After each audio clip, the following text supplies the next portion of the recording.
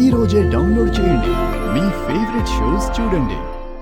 మనం డబ్బులు పంచిన వాళ్ళందరూ మనకే ఓటేస్తారు కదా. మనం డబ్బులు పంచినోళ్ళేంటత్తా, మన దగ్గర అప్పు తీసుకున్న వాళ్ళు కూడా మనకే ఓటేస్తారు, లేకపోతే చేస్తారు కదా.